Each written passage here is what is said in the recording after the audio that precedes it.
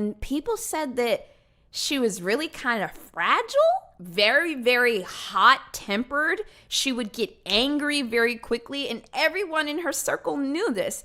In fact, during her divorce, in April of 2014, she was charged with assault after throwing objects at her husband that hit his head and abdomen, resulted in injuries. He had to call the police, but then he eventually dropped the charges and just filed a restraining order. Okay, listen, sometimes men or women, they'll drop the domestic assault charges, but they don't always instate a restraining order afterwards.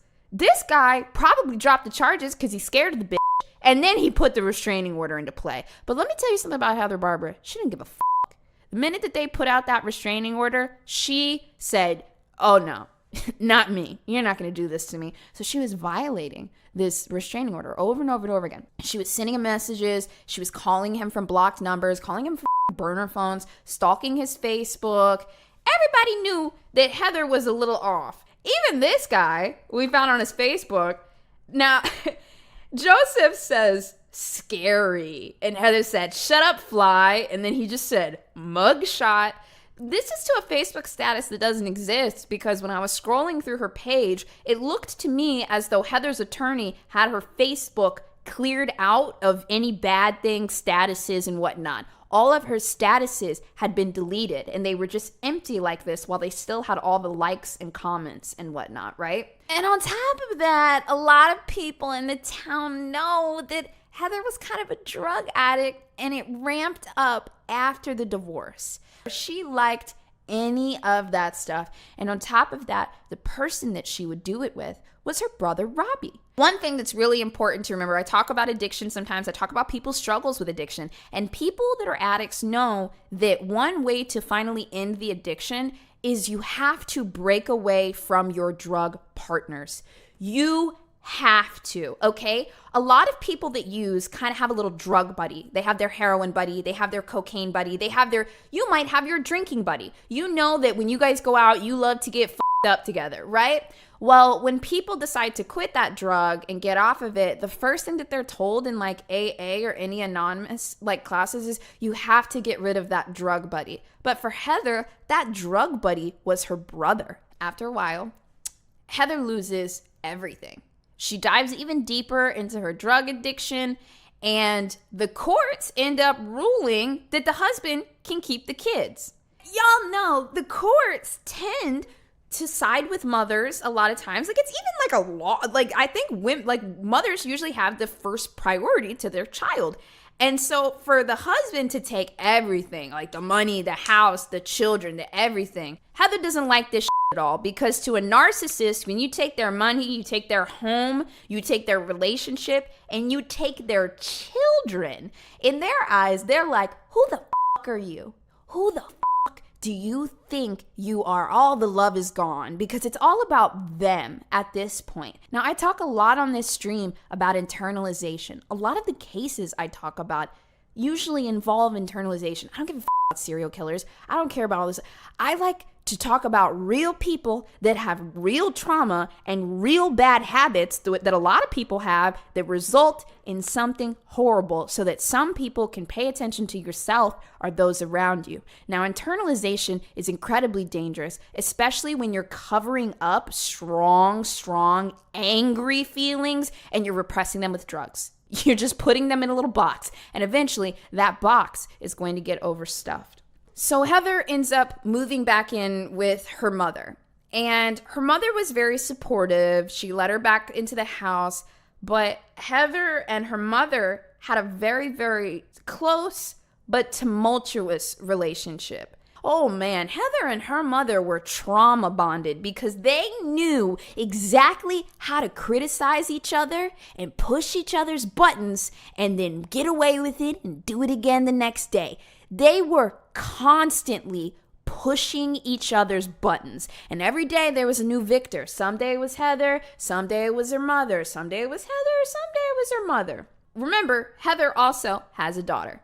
And one day, Heather has visitation with her child. She goes to pick up her kid that day, and her mom's already making comments about oh yeah, your kid looks different because you're never around them. You don't have custody of your kids. Da, da, da, da. She's already getting at her that day. So Heather's just in a bad mood. And she takes her kid out to the park that day. And they're talking about something. And she says to her child, oh, we should do this. We should go to the fair. And her daughter, her own child, looks back at her and says, but mommy, we can't go to the fair because you don't have any money. And what did I tell you guys about narcissistic injury? There is no thought. There is no barrier. There is no just emotional shutdown. It's just immediately raw emotion. It was like hearing that from her own daughter was like a knife cutting. And the first question is, who fucking told you that? So Heather Barbara gets on the phone with her husband and says, do you know what my daughter just said to me? It was you. You did. And he said, no. It was the nanny. Heather's like, the nanny said this about me? What are you, the nanny now? So then Heather shows up at the nanny's house. And she shows up and she tells the nanny everything that's on her mind. She's pissed. She's furious. I mean, the amount of time from her daughter saying this to Heather showing up at the nanny's house was like that. Heather walks in. The woman doesn't even have a chance to speak her piece before Heather hits her in the face and starts to beat the shit out of her. This woman had broken bones in her face. She had 2 black eyes. She had broken bones. Her body and face were completely demolished. I mean, Heather went in on this woman, just beating her and screaming her until somebody called 911. And the person that called 911 was Heather Barbara's own daughter, because she was in the room and she watched as her mother, in a fury, beat this nanny probably almost to death. So this is the first instance where Heather's internalization has a release. After the assault on the nanny, Heather did not go to jail. The courts gave Heather 2 days probation. And in this moment, they taught Heather, they taught her that she is allowed to unleash her internalized rage on anyone and there will be no repercussions. That's what you're teaching people when you let them get away with it. Give them 30 days. Give them 6 months. Give them something. This is what Heather posted on her Facebook the same month after she had 2 days probation for beating the shit out of the nanny. Not everyone likes me, but not everyone matters. I think this tells you a lot about how Heather perceived that situation and that she learned absolutely nothing from it. She kind of keeps up this sunny, disposition, like, oh, everything's fine. I'm handling it. I'm a Facebook mom. My life is perfect, blah, blah, blah, blah, until her brother dies in 2018 from an overdose. Same brother that she was constantly doing drugs with, hanging out with, her best friend. And this is a really devastating blow to Heather, who's already been kind of definitely losing it. In 2 years, she lost her home, her children, her husband, her brother. She's not employed. She's not working. She's in her 40s and living with her mom. And even though it's been 2 years, this is a spiral that honestly has happened very, very quickly. She's living under a roof with her mother and her grandma.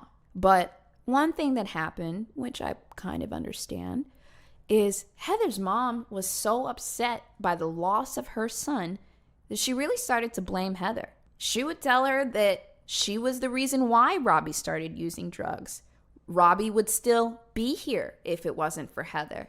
That Heather was a mess. That she would remind her that she's living under her roof. I mean, after Robbie died, this was already a toxic situation, and it got a lot worse every single day.